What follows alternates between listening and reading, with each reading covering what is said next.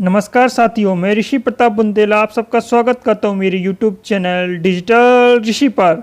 इस वीडियो में मैं बुद्धि के सिद्धांत एवं बुद्धि परीक्षणों पर आधारित पुराने पेपर में आए हुए 30 इंपॉर्टेंट क्वेश्चन डिस्कशन करने वाला हूं। बुद्धि के सिद्धांत एवं बुद्धि परीक्षणों की थ्योरी में पहले ही डिस्कशन कर चुका हूं। जिन लोगों ने थ्योरी नहीं देखी जरूर देख लें। तो बिना किसी देरी के वीडियो स्टार्ट करते हैं। टीचिंग एग्जाम की तैयारी के लिए सब्सक्राइब करें डिजिटल ऋषि यूट्यूब चैनल को और प्रेस करें bell icon regular video update के लिए।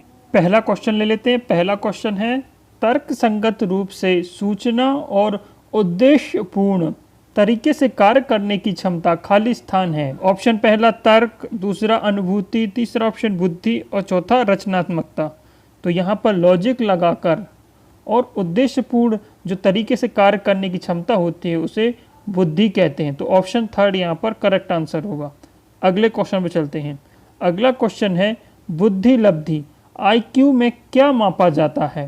पहला सामान्य बुद्धि, दूसरा एक कारक के तौर पर ज्ञात विशिष्ट योग्यता, तीसरा ऑप्शन है तार्किक और भाषाई बुद्धिमत्ता, चौथा ऑप्शन भावनात्मक बुद्धिमत्ता। तो यहाँ पर आईक्यू में एक्चुअली मापा जाता है सामान्य बुद्धि को। जो आपके पास सामान्य बुद्धि है, लॉजिक लगाते हैं जिसके द्वारा कोई चीज़ आप सोचते हैं, और जो विशिष्ट बुद्धि होती है उसमें आप किसी विशिष्ट जो योग्यता होती है उस पर काम करते हैं, उस पर आप चीज़ों को देखते हैं। तो यहाँ पर विशिष्ट योग्यता नहीं, जो सामान्य योग्यता उपयोग में मापी जाती है जिसका आप हर जगह पे यूज़ करते हैं। तो यहाँ पर करेक्ट आंसर होगा ऑप्शन फर्स्ट। अगले क्वेश्चन में चलते हैं। अगला क्वेश्चन है, स्टर्नबर्ग के बुद्धि के घटकों में निम्न शामिल नहीं है। पहला है विश्लेषणात्मक बुद्धि, दूसरा है द्रव्य आसूचना केंद्र, तीसरा है रचनात्मक बुद्धि और चौथा है व्यवहारिक बुद्धि। तो यहाँ पर जो स्टर्नबर्ग का त्रिचापीय सिद्धांत मैंने जब पढ़ाया था तब वहाँ पर तीनों तरह की बुद्धि के बारे में मैंने डिस्कस किया था। तो आप थ्योरी के वीडियो भी पूरा देखें, थ्योरी की लिंक डिस्क्रिप्शन में है तो आप ज़रूर देखें। तो यहाँ पर विश्लेषणात्मक बुद्धि उनके जो त्रिचापीय घटक थे उसमें शामिल थी। विश्लेषणात्मक बुद्धि को घटकीय बुद्धि भी कहते हैं। किसी समस्या का समाधान करने के लिए ये बुद्धि यूज होती है। रचनात्मक बुद्धि शामिल थी जिसको अनुभाविक बुद्धि भी कहते हैं। इसमें नई चीज़ों को सृजन करना और नई समस्या के समाधान के लिए यूज हो जाए। इसी तरह से व्यवहारिक बुद्धि भी शामिल थी। इसको संदर्भित बुद्धि भी कहते हैं, और ये दिन प्रतिदिन में आने वाली पर्यावरणीय समस्याओं से निपटने के लिए तथा पर्यावरण में शीघ्र अनुकूलित और जो अधिक अनुकूलित पर्यावरण है उसको चुनने के लिए यूज़ होती है। तो यहाँ पर ये तीन हैं। तो हमारा जो करेक्ट आंसर होगा इस क्वेश्चन का वो होगा ये सेकंड ऑप्शन, जो इन तीन में नहीं आता। द्रव्य आसूचना केंद्र, फ्लूइड इंटेलिजेंस की बात की गई है, इसकी बात कैटल कहते हैं। अगले क्वेश्चन में चलते हैं। ऐसे कौन से परीक्षण हैं जो उस माहौल को ध्यान में रखते हुए जिसमें बच्चा अधिगम करता है? तो यहाँ पहला ऑप्शन है परिशुद्धता परीक्षण, क्षमता परीक्षण, संस्कृति निष्पक्ष परीक्षण और चौथा है गति परीक्षण। तो यहाँ पर जो करेक्ट आंसर होगा वो होगा ऑप्शन थर्ड, संस्कृति निष्पक्ष परीक्षण। क्योंकि इस परीक्षण में देखा जाता है कि बच्चा कहाँ का है, किस माहौल में है, और उस हिसाब से परीक्षण होता है। क्योंकि जहाँ का टेस्ट है वहाँ से आधारित अगर कोई बच्चा होगा तो वो अच्छा परफॉर्म कर लेगा। जैसे अगर टेस्ट अमेरिका का होगा तो अमेरिका का लोग ज़्यादा अच्छे परफॉर्म कर पाएंगे, लेकिन जो भारत के बच्चे हैं वो इतना अच्छा परफॉर्म नहीं कर पाएंगे क्योंकि उनका माहौल वैसा नहीं है, लैंग्वेज बैरियर भी है। तो इस टाइप से जो यहाँ पर माहौल देखा जाता है किस माहौल में है, तो किस में देखा जाता है? संस्कृति निष्पक्ष परीक्षण में। अगले क्वेश्चन में चलते हैं। अगला क्वेश्चन है, स्टर्नबर्ग के अनुसार रहन सहन लिविंग में समग्र सफलता में किस प्रकार की बुद्धिमत्ता शामिल होती है? पहला ऑप्शन है तार्किक गणितीय बुद्धिमत्ता, दूसरा ऑप्शन है स्थूल बुद्धिमत्ता, तीसरा ऑप्शन है सामान्य बुद्धिमत्ता और चौथा ऑप्शन है व्यवहारिक बुद्धिमत्ता। तो यहाँ रहन सहन की बात की गई है, तो यहाँ पर जो बुद्धिमत्ता आएगी वो बुद्धिमत्ता होगी व्यवहारिक बुद्धिमत्ता। और इस व्यवहारिक बुद्धिमत्ता को संदर्भित बुद्धिमत्ता भी कहते हैं, जो हमारे दिन प्रतिदिन में आने वाली समस्याओं को सुलझाने के लिए काम आती है और पर्यावरण में अनुकूलन में ढालने और जो हमारे लिए उचित पर्यावरण है उसको चुनने के लिए यहाँ पर काम में आती है, जो स्टर्नबर्ग ने दी थी। अगले क्वेश्चन पे चलते हैं। अगला क्वेश्चन है, आमतौर पर बौद्धिक स्तर की गणना शैक्षणिक प्रदर्शन के साथ खालिस्तान से संबंधित होती है, कम, अत्यधिक, मध्यम रूप से या पूरी तरह। कई बार ये देखा जाता है कि जिस बच्चे का आईक्यू अच्छा है वो सामान्य आईक्यू वाले बच्चों से ज़्यादा अच्छे अंक अर्जित करता है और बहुत लाभ लेता है उसके आईक्यू का। लेकिन ऐसा ज़रूरी नहीं है कि सामान्य आईक्यू वाले बच्चे जीवन के हर क्षेत्र में हाई आईक्यू वाले बच्चों से पीछे रहेंगे। जीवन के अन्य पहलू में वो उनसे आगे हो सकते हैं। यहाँ पर क्वेश्चन की बात करें तो यहाँ पर अत्यधिक सहसंबंध रहता है। अगर उसका बौद्धिक स्तर हाई है तो उसके जो मार्क्स हैं ना, के साथ रहने वाले बच्चों हैं उनके साथ से अच्छे आएंगे। तो यहाँ पर ऑप्शन सेकंड यहाँ पर सही होगा। अगले क्वेश्चन में चलते हैं। एक बुद्धि परीक्षण में एक 9 वर्ष के लड़के की मानसिक आयु 10 वर्ष पाई जाती है, वह खालिस्तान के आईक्यू वर्गीकरण से संबंधित है। तो यहाँ पर इस क्वेश्चन की बात करें तो ए में मानसिक आयु मेंटल एज यहाँ पर 10 दी हुई है, जो क्रोनोलॉजिकल एज काल अनुक्रमिक आयु है वो 9 दी गई है। हमें यहाँ पर आईक्यू फाइंड करना है, तो आईक्यू क्या होता है, जो मानसिक आयु है अपॉन काल अनुक्रमिक आयु इंटू 100। तो यहाँ पर जो आईक्यू लगभग पर 111.11 आएगी, जो औसत से थोड़ा ज़्यादा है यहाँ पर, लेकिन औसत की बात नहीं ऑप्शन में नहीं है, तो यहाँ पर हम औसत टिक करेंगे। जो 90 से लेके 110 होती है वो औसत आईक्यू कहलाती है, और 110 से लेके 119 तक की आईक्यू होती है उसको उच्च औसत वाले श्रेणी में रखा जाता है। तो यहाँ पर ऑप्शन में उच्च औसत श्रेणी नहीं है, तो यहाँ पर सेकंड ऑप्शन औसत श्रेणी पर टिक करेंगे। अगले क्वेश्चन में चलते हैं।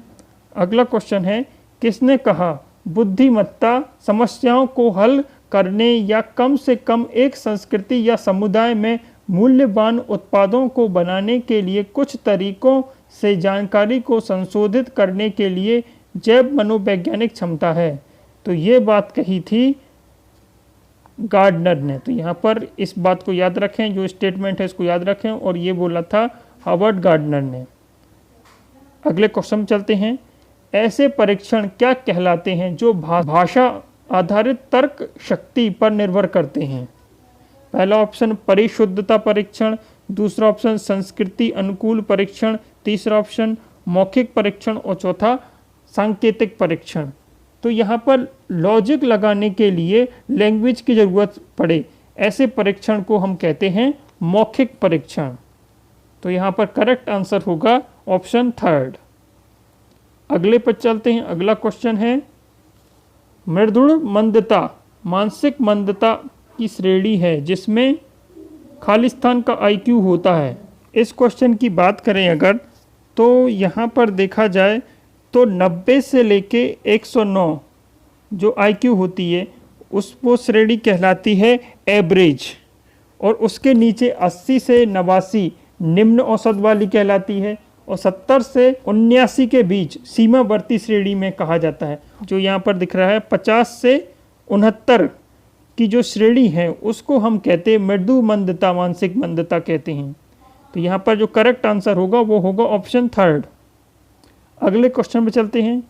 हमारे पास बुद्धिमत्ता के लिए संस्कृति निष्पक्ष परीक्षण क्यों होता है? पहला ऑप्शन बुद्धिमत्ता परीक्षण, भाषा और शिक्षा के अंतर से मुक्त होना चाहिए, सांस्कृतिक बोध बुद्धि का एक हिस्सा है, बुद्धि संस्कृति आधारित है, और चौथा ऑप्शन बुद्धिमत्ता को विकसित किया जा सकता है। तो हम यहाँ पर सबसे पहले ये संस्कृति निष्पक्ष परीक्षण होता क्या इसके बारे में बात कर लेते हैं।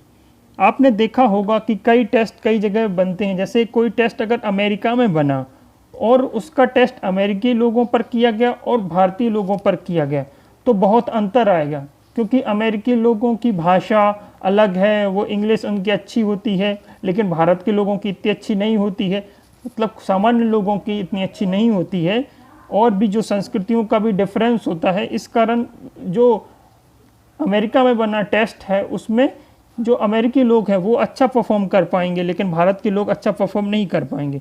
तो ये भिन्नता होती है। सांस्कृतिक निष्पक्ष परीक्षण होता है, इसमें भिन्नताओं में भेदभाव नहीं किया जाता। तो इस प्रकार अलग अलग टेस्ट बनाए गए हैं, और ऐसे टेस्ट बनाए गए हैं जिसमें कॉमन पहलू पर आधारित हो। जैसे विभिन्न संस्कृतियों के कॉमन पहलू को रखा जाता है और भाषा पर ज़्यादा ध्यान नहीं दिया जाता है। तो इस टाइप से जो शाब्दिक टेस्ट की जगह अशाब्दिक टेस्ट, परफॉर्मेंस बेस्ड टेस्ट ज़्यादा निष्पक्ष होते हैं, तो इसीलिए उन्हें ज़्यादा चुना जाता है। तो यहाँ इस क्वेश्चन की अगर बात करें तो बुद्धिमत्ता परीक्षण भाषा और शिक्षा के अंतर से मुक्त होनी चाहिए। तो यहाँ पर फर्स्ट आंसर सही होगा। अगले क्वेश्चन में चलते हैं। अगला क्वेश्चन है, कई क्षमताओं को एक साथ रखा जाना चाहिए। ये किसकी परिभाषा है? ये बुद्धि की परिभाषा। तो यहाँ पर ऑप्शन फर्स्ट आंसर हो जाएगा। अगले क्वेश्चन में चलते हैं। जब बच्चों को यह परीक्षण दिया जाए तब उनकी स्कूलिंग होना एक महत्वपूर्ण आवश्यकता है। कौन सा परीक्षण में उनकी स्कूलिंग जरूरी है? मौखिक बौद्धिक परीक्षण, व्यक्तित्व परीक्षण, कल्चर फेयर परीक्षण, प्रदर्शन बुद्धि परीक्षण। तो यहाँ पर जो आंसर होगा वो होगा मौखिक बुद्धि परीक्षण, क्योंकि अगर बच्चे को उसको कुछ पता नहीं होगा, उसकी स्कूलिंग नहीं होगी, तो वो मौखिक परीक्षण नहीं दे पाएगा। तो यहाँ पर करेक्ट आंसर होगा फर्स्ट। अगले क्वेश्चन पे चलते हैं। अगला क्वेश्चन है, स्टर्नबर्ग के बुद्धिमत्ता के सिद्धांत में निम्नलिखित में से किस चरण में समस्या का समाधान ज्ञात करना शामिल है? पहला अनुप्रयोग। अनुप्रयोग में तो उसका एप्लीकेशन आता है, कैसे वो एप्लीकेशन कहाँ जो उनके सिद्धांत है उसका उपयोग कर सकते हैं। प्रतिकरण, प्रतिकरण में भी नहीं आएगा, संकेतन में नहीं आएगा, प्रोसेस में आएगा। प्रोसेस में आप जैसे ही प्रोसेस करेंगे, चीज़ों को देखेंगे कि करके चीज़ों तक पहुँचेंगे, तब वहाँ पर आपको आखिर में समस्या का समाधान मिल जाएगा। तो यहाँ पर करेक्ट आंसर है फोर्थ। अगले क्वेश्चन में चलते हैं। प्रदर्शन बुद्धि को निम्न के द्वारा मापा जाता है। मौखिक क्षमता, समझ, संख्यात्मक क्षमता या चित्र व्यवस्था। तो यहाँ पर प्रदर्शन हो रहा है, परफॉर्मेंस हो रही है। तो परफॉर्मेंस को काय में मापा जाता है? तो यहाँ पर मौखिक से नहीं, समझ से नहीं, संख्यात्मक से नहीं, चित्र से। चित्र में आप व्यवस्था देखेंगे, जिनकी शिक्षा इतनी अच्छे से नहीं हो पाई है, अशिक्षित लोग हैं, उनको कुछ चित्र दिखाए जाते हैं, तो चित्र की व्यवस्था से वो परफॉर्म करते हैं टास्क को। तो यहाँ पर करेक्ट आंसर होगा फोर्थ। अगले क्वेश्चन में चलते हैं। अगला क्वेश्चन है, निम्नलिखित में से किस प्रकार की बुद्धि का उपयोग यातायात के माध्यम से नेविगेट करने की कोशिश करते समय किया जाएगा? पहला है प्राकृतिक बुद्धि, दूसरा स्थानिक बुद्धि, तीसरा है अंतर व्यक्तित्व बुद्धि और चौथा है भावनात्मक बुद्धि। तो अगर इस क्वेश्चन की बात करें तो इस क्वेश्चन में जो करेक्ट आंसर होगा वो होगा ऑप्शन सेकंड। ऑप्शन सेकंड स्थानिक बुद्धि है, जिसके द्वारा आप चीज़ों को नेविगेट करेंगे, ढूंढेंगे चीज़ों को, आप जगह का, स्थान की, डायरेक्शन की आप अपने दिमाग में फिक्स करेंगे, कहाँ कोई चीज़ है, उसकी डायरेक्शन क्या है, इमेजिन करें, इमेजिन कर सकते हैं ऐसी बुद्धि वाले लोग चीज़ों को जल्दी से, और उनकी इमेजिनेटिव थिंकिंग भी बहुत अच्छी होती है। तो यहाँ पर ऑप्शन सेकंड हो जाएगा आंसर। अगले क्वेश्चन में चलते हैं। प्रतिभाशाली बच्चों की पहचान करने में कौन सा IQ स्कोर प्रवृत्त होता है? तो यहाँ पर मैं बता दूँ कि जो 110 से लेके 119 तक का जो स्कोर है उसको उच्च औसत की श्रेणी में रखा जाता है, और 120 से लेके 130 तक के स्कोर को श्रेष्ठ की श्रेणी में रखा जाता है। और प्रतिभाशाली जो बच्चे होते हैं उनका IQ 130 से अधिक होता है। तो यहाँ पर जो करेक्ट आंसर होगा वो सेकंड होगा। अगले क्वेश्चन में चलते हैं। रेवेन का प्रोग्रेसिव मैट्रिक्स परीक्षण खालिस्तान का परीक्षण का उदाहरण। रेवेन्स का प्रोग्रेसिव मैट्रिक्स का परीक्षण के बारे में मैंने अपनी थ्योरी के वीडियो में बताया, तो थ्योरी के वीडियो भी ज़रूर देखें। उसमें मैंने उसके कैसा होता है ये टास्क वो दिखाया था, कैसा होता है ये जो परीक्षण है उसके बारे में भी बताया है। तो ये एक कल्चर फ्री टेस्ट है। तो यहाँ पर जो करेक्ट आंसर होगा वो होगा ऑप्शन फोर्थ, संस्कृति मुक्त बुद्धि लब्धांक। अगले क्वेश्चन में चलते हैं। बुद्धि परीक्षण विश्वसनीय प्राप्तांक देते हैं जब परीक्षण की विश्वसनीयता बहुत उच्च हो, परीक्षण की वैधता उच्च हो, परीक्षण विभिन्न पदों पर आधारित हो, परीक्षण में शाब्दिक पदों पर हो। तो इस क्वेश्चन की बात करें अगर, तो यहाँ पर जो करेक्ट आंसर होगा वो होगा ऑप्शन सेकेंड। परीक्षण की वैधता बहुत महत्वपूर्ण है। अगर वैधता उच्च होगी तो परीक्षण विश्वसनीय प्राप्तांक देते हैं। तो यहाँ पर करेक्ट आंसर होगा सेकेंड। अब अगले क्वेश्चन में चलते हैं। अगला क्वेश्चन है, बुद्धि परीक्षण में एक 16 वर्षीय बच्चा 75 अंक प्राप्त करता है तो उसकी मानसिक आयु खालिस्तान होगी।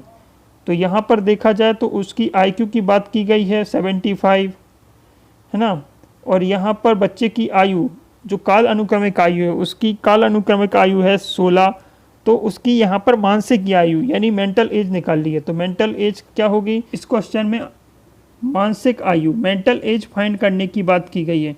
तो IQ का फॉर्मूला होता है मेंटल एज मानसिक आयु अपॉन क्रोनोलॉजिकल एज काल अनुक्रमिक आयु। तो यहाँ पर IQ रखेंगे 75, जो मानसिक आयु है वो अपने को फाइंड करनी है, और जो क्रोनोलॉजिकल काल अनुक्रमिक आयु होगी वो 16। तो यहाँ पर इंटू कर देंगे 100 का, और यहाँ से कैलकुलेट करके जो आएगा वो आंसर होगा मेंटल एज मानसिक आयु 12 ईयर। तो यहाँ पर करेक्ट आंसर होगा फर्स्ट ऑप्शन 12 ईयर। अगले क्वेश्चन में चलते हैं। आधार आयु निम्न में से किसके मापन से संबंधित है? पहला ऑप्शन रुचि के, दूसरा ऑप्शन व्यक्तित्व के, तीसरा ऑप्शन बुद्धि के, और चौथा ऑप्शन अवधान के। तो यहाँ पर बात करें तो आधार आयु किसके मापन संबंधित है, तो वो करेक्ट आंसर होगा बुद्धि के मापन से। इसको आधार आयु क्यों कहा गया है? क्योंकि बुद्धि हर जगह काम आती है। बुद्धि जन्मजात शक्ति होती है बच्चे में, और सब मानसिक योग्यताओं का योग होता है और सभी का अभिन्न अंग होता है। इसीलिए यहाँ पर जो करेक्ट आंसर होगा वो होगा बुद्धि, इसीलिए इसे आधार आयु कहा गया है। अगले क्वेश्चन में चलते हैं। अगला क्वेश्चन है, निम्नलिखित में से कौन सा एक उदाहरण भाषिक बुद्धि वाले व्यक्ति को दर्शाता है? पहला ऑप्शन है स्वर, राग और सुर के प्रति संवेदनशीलता, दूसरा ध्यान देने और दूसरों से अंतर कर सकने की योग्यता, तीसरा है तर्क की दीर्घ श्रृंखलाओं को संभालने सकने की योग्यता, चौथा ऑप्शन शब्दों के अर्थ, क्रम तथा भाषा के विभिन्न प्रयोगों के प्रति संवेदनशीलता। तो यहाँ पर भाषिक बुद्धि की बात की गई, तो भाषिक बुद्धि के अनुसार यहाँ पर आंसर होगा शब्दों के अर्थ, क्रम तथा भाषा के विभिन्न प्रयोगों के प्रति संवेदनशीलता, ऑप्शन 4। अगले क्वेश्चन में चलते हैं। अगला क्वेश्चन है, व्यवहारिक बुद्धि को कहा जाता है मूर्त बुद्धि, अमूर्त बुद्धि, संज्ञानात्मक योग्यता, सामाजिक योग्यता। तो व्यवहारिक बुद्धि को मूर्त योग्यता कहा जाता है। यहाँ पर करेक्ट आंसर होगा फर्स्ट। मूर्त बुद्धि से तात्पर्य वैसी मानसिक क्षमता से है जिसके सहारे व्यक्ति ठोस वस्तुओं के महत्व को समझता है, उनके बारे में सोचता है, कैसे व्यवहार करना है और कैसे उन चीज़ों को हैंडल करना है, ये सब चीज़ें सोचता है, और ये सब चीज़ें व्यवहार में आती हैं, व्यवहारिक बुद्धि में, इसीलिए इसको मूर्त बुद्धि भी कहते हैं। अगले क्वेश्चन में चलते हैं। बुद्धि के त्रिआयामी सिद्धांत के अनुसार बुद्धि के कारकों की संख्या है, बुद्धि के कारकों की संख्या है 90, 110, 135, 120। तो यहाँ पर जो करेक्ट आंसर होगा वो होगा 120। जब मैंने किलफोर्ड का संरचना मॉडल पढ़ाया था तब मैंने जो बुद्धि के कारकों की संख्या 180 बताई थी, ये NCERT में लिखा हुआ है, लेकिन इस क्वेश्चन में यहाँ पर जो करेक्ट आंसर है वहाँ पर 120 लिखा हुआ है। तो जब अगर 180 है तो इसको टिक करें, अगर 120 आपको मिले तो यहाँ पर इसको टिक करें, क्योंकि NCERT में 180 दी हुई है संख्या जो बुद्धि के कारकों की है। अगले क्वेश्चन में चलते हैं। अगला क्वेश्चन है, स्पीयरमैन के अनुसार तर्क करने की क्षमता और समस्या समाधान करने की क्षमता कहलाती है। स्पीयरमैन ने 2 कारक सिद्धांत दिया है, उन्होंने S फैक्टर और G फैक्टर के बारे में बताया है। तो इस क्वेश्चन में तर्क करने की क्षमता और समस्या समाधान करने की क्षमता की बात की गई है। जो S फैक्टर है वो स्पेसिफिक एबिलिटी के लिए होता है, जैसे कोई क्रिकेट खेलता है, कोई फुटबॉल खेलता है, हॉकी खेलता है, ये सब उनकी स्पेसिफिक क्षेत्र हैं, स्पेसिफिक फैक्टर हैं। लेकिन ये हर जगह तर्क और समाधान हर जगह यूज़ होता है, लॉजिक हर जगह यूज़ होता है, समस्या हर जगह आती है, तो ये एक सामान्य फैक्टर है, G फैक्टर है, G कारक है। तो यहाँ पर करेक्ट आंसर हो जाएगा सेकंड। अगले क्वेश्चन में चलते हैं। गार्डनर के बहुबुद्धि के सिद्धांत के अनुसार वह कारक जो व्यक्ति के आत्मबोध हेतु सर्वाधिक योगदान देगा वह हो सकता है।